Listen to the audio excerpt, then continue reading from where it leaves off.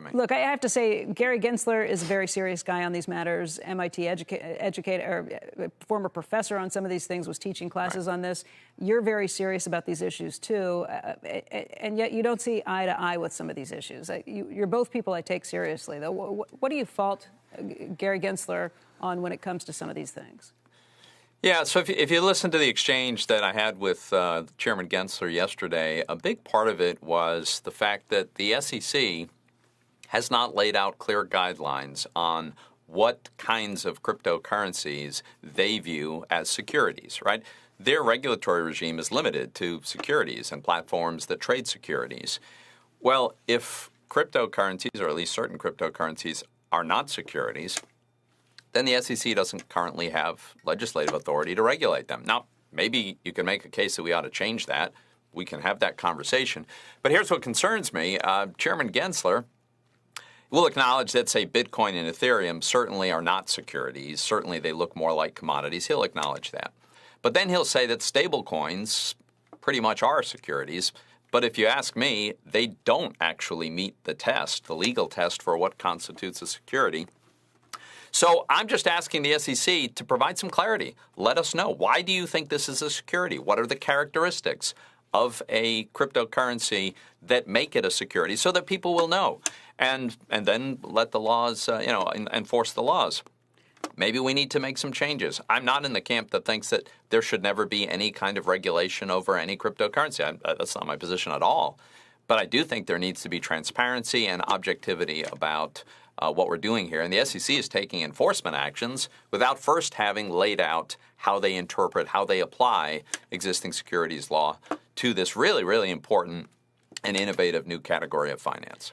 Innovative it is, and it's been hard for the regulators to keep up. You understand that, it often is hard for regulators to keep up with the pace of innovation.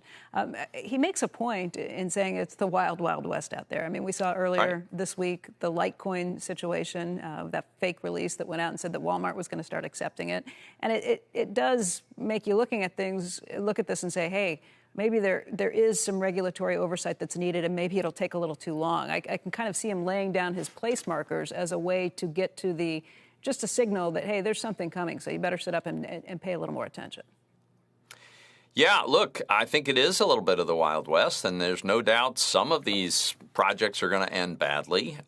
There's some of these projects are offering returns that don't make sense to me. It's hard for me to imagine how they are sustainable. All of that, I think, is true. But I think it's also the case that the SEC owes Americans generally, and certainly everybody in this space, the transparency of saying, here's how we're looking at this. Here's why we think this category is a security, and we're going to regulate it as such.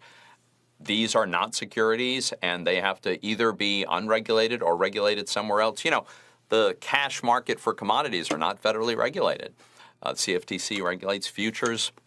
The SEC regulates securities. Of course, we have multiple bank regulators. But, we've got to sort this out, and we ought to have transparency before we go with enforcement. Let me ask you about one issue that came out. Let me change it around and do it this way. What do you agree with Gary Gensler on? Are there areas where you say, okay, he's right on this?